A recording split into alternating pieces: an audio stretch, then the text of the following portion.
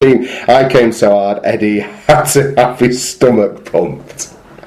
Very good. Yeah. Very good indeed. Well, a nice one for Steve on his year. It's just such a horrible mental image, though, man. That is just... Yeah, thanks for that, Rich. It's reading out stuff like this that will hinder us from developing this podcast into some kind of nationally marketable commodity. Right, Paul Ludo Lewis. Not seen any championship rugby this season, but surely Lee are better than Hull KR. I think they probably are, Paul. He might have sent that as well when Hull KR were going through that ridiculous dropsy phase, sort of back end of the first half. Cutthroat Jake, what an awful game, almost ruined by the ref. The best I can say about him is that at least he was equally bad for both teams, as they should both have had a try disallowed in the second half. Last word on this one goes to John Hamilton, man of the match. He asks, Ablett looked like someone the Rhinos had drafted in off the street. He was so much out of place. A tough win with the collapse in the second half, making it tense watching. Rematch in 2 weeks, he asks. Yeah. Ablett was given man of the match by Sky. No idea. Fucking baffled Because they just spin a wheel. They love a bit of fucking Leeds. They love a bit of Ablett. No, but if it's going to be a Leeds player, it would be Seguiaro or Burrow. Yeah, absolutely. Or Garber. Or Jamie Jones Buchanan, or any one of about 6 or 7 other players before. More than 6 or 7 other players. Completely blew my mind. I don't know. I can't answer it. It baffled me. Yeah. It baffled me. Well, so many of their decisions this year for man of the match have been completely baffling. It's almost like someone needs to investigate if they're putting some bets on who's going to get the man of the match. It's that bad. That's a hell of an accusation. Is it like getting Steve-O's retirement party funds up and running from betting on man of the match? Because no, honestly, I just think some of them have been that mental.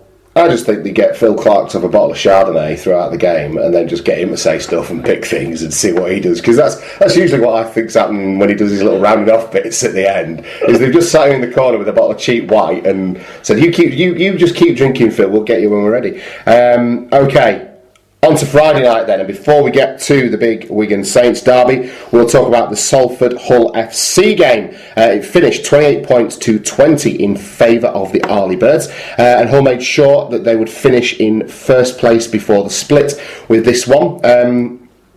Bit of a banana skin in the eyes of some Hull FC fans, and probably a bit closer than some people would have predicted, but it's a result that's one out of the way. Congratulations, I suppose, to Hull FC for finishing the first part of the season in first place. Yeah, and Radford's had a bit of a moan about them not getting the league leaders, which is completely expected from someone who potentially would have had it. But I agree that the end of the regular season is probably the place to get it. The bigger prize is the home semi-final. Yeah. In what I term as a playoff competition, rather than a league competition. So I actually think probably is the right time to have given it out, and well done to Hull for what they've done to be so consistent, more consistent than anyone else over the 23 regular season rounds, and well done to them in this game, because it wasn't all plain sailing. They threw a few spanners in the work of their own from looking at the highlights, but I think in the end their running on the fringes in the second row and on the centres was just too strong for a little bit of a patched up backline for the Salford Red Devils to a little degree. Although Salford scored some tries that maybe showed some weaknesses of their own in the Hull FC side. So I'm hoping that there's avenues to explore. You would hope so, wouldn't you? Ahead of Friday night, definitely in front of 3,200 and some people as well on a Friday night. Did you see Lee Radford? It's a good attendance for Salford. That's what I've highlighted it. That's an uptick. Did you see Lee Radford being interviewed by Frank Pritchard on the Rugby AM thing?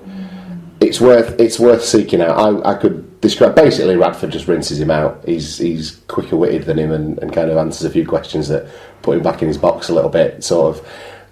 Basically, Pritchard makes a joke about all the good players in the squad, and Radford runs through like what each of the players in the second row offers, and he says, and of course, we've got Frank, who's really good socially for the club as well. So there's a couple of times he just absolutely destroys it. He asks his first question, and Radford goes, "I'm sorry, mate, I didn't understand a word of that." So it is funny. It's worth seeking out. Tell us the story of this one, then, Mark. Yeah, well, Hull were just that bit better than their opponents, really. They conceded 3 fewer penalties and made 4 fewer errors on their way to 129 more metres and 3 more clean breaks. pretty simple one to break down, this one. Absolutely. So individually, who stood out for us? Marhay Fanu with a try assist 118 metres. Curtis Norton, who played at fullback in this game, 1 try assist, 8 tackle plus 129 metres, so there wasn't much drop off there actually from what Jamie Shaw's been putting up. Yeah. Steve Michaels with a try 106 metres, 2 clean breaks, and Scotty Taylor against one of his former clubs, 103 metres for the big man down the middle. For Salford, I saw quite a few criticisms aimed at Josh Griffin from Salford fans after the game, but he made 144 metres in this one. Mason Caton Brown played well again, a try and 134 metres for him.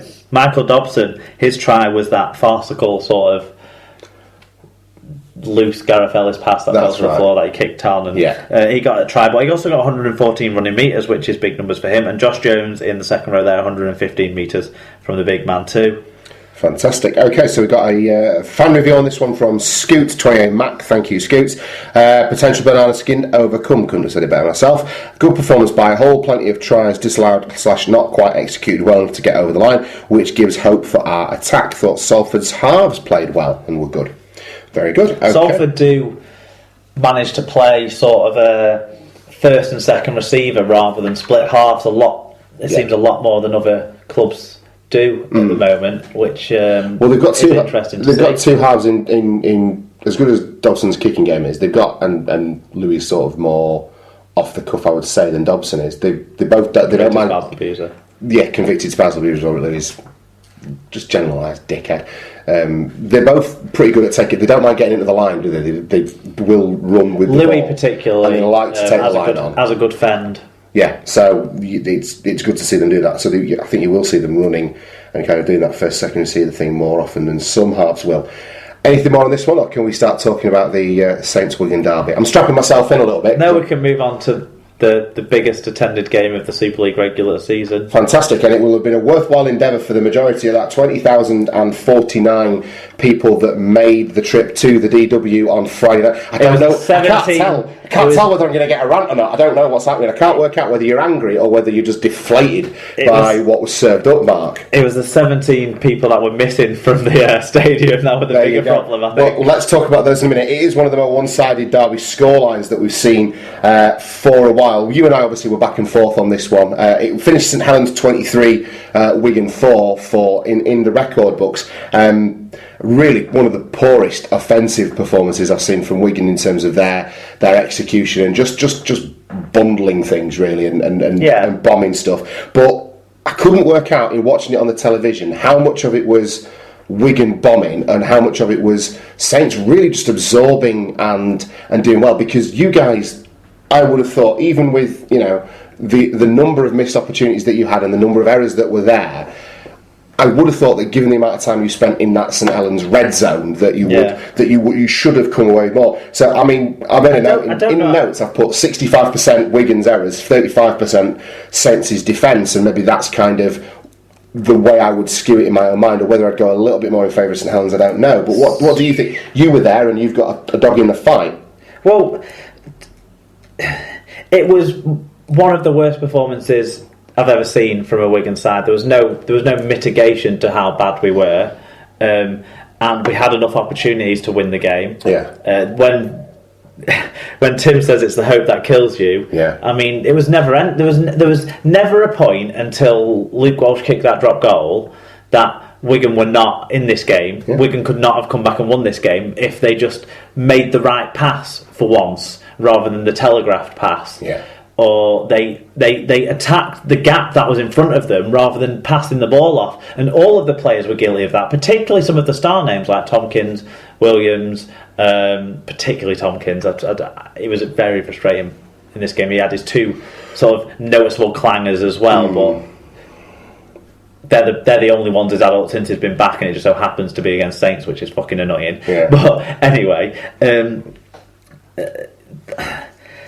that aside, St Helens did read well in defence. They went through a spell of being what St Helens are, which is niggly and offside all the fucking time and giving freedom to give away penalties in front of their own sticks. They went through a period of that to break up Wigan's attack. They didn't even really need to do it that much though, because Wigan's attack was so awful that it just everything was mistimed. All the people were running and getting in the way, and the player had to turn back, or people were just dropping simple stuff, or looking where they were going to pass it, taking an age to pass it, then passing it, and thinking the defence wouldn't break down with, well, obviously they know what's coming, they're going to read it.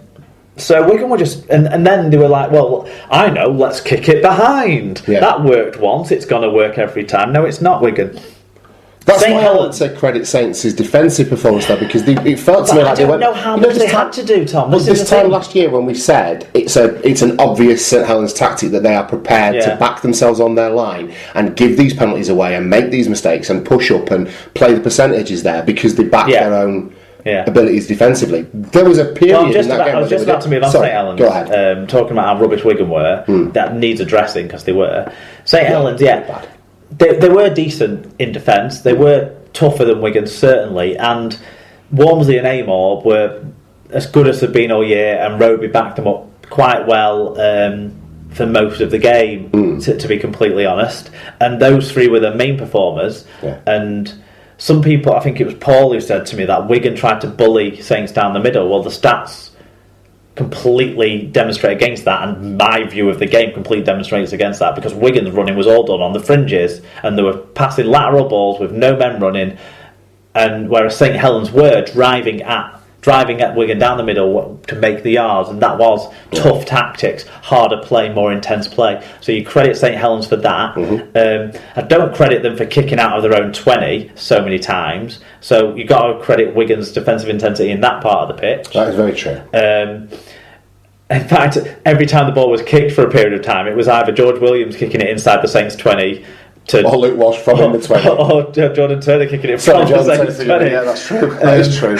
But yeah, the thing is, I've never seen a team win against Wigan at Wigan in my time of going where they've had to do so little to actually win the game that I can't be sure how well they played. I know they didn't play great because Wigan had a lot of opportunities, but St Helens, I can't judge how well they're fixed towards the eights. They're in fourth. That's great for them. They've got an extra home game. That's annoying for me as a Wigan fan. That I'd rather they didn't. But on a personal level. Yeah. But I can't come out of that game with any sense of where Saints are. We've seen Saints racking up some big scores but conceding a lot of points. In this game, they didn't do that. That isn't how this game happened.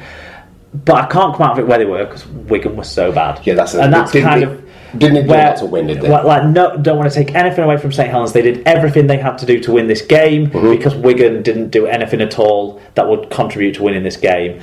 And I'm sorry that there's that caveat on it for St Helens fans, but I'm sure most St Helens fans will understand that too, because that's what it was. Saints did as much as they needed to, which wasn't a lot. So I can't say how good they were. Yeah, we shall see. It does form part of this good run that they're on, there, doesn't it? So psychologically, they'll be and it ends Wigan's big winning run before the semi-final. Exactly. So we're going to talk about. I guess we'll get to it. We're going to get to FPN on LMS.